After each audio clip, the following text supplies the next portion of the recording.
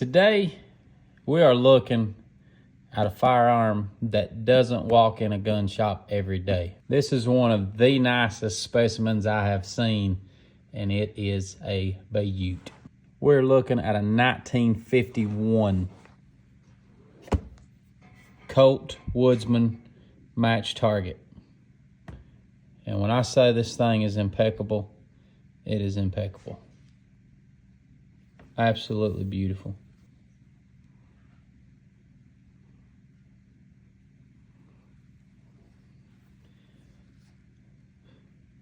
Pony, flawless. The bluing, spectacular. The action is minimal.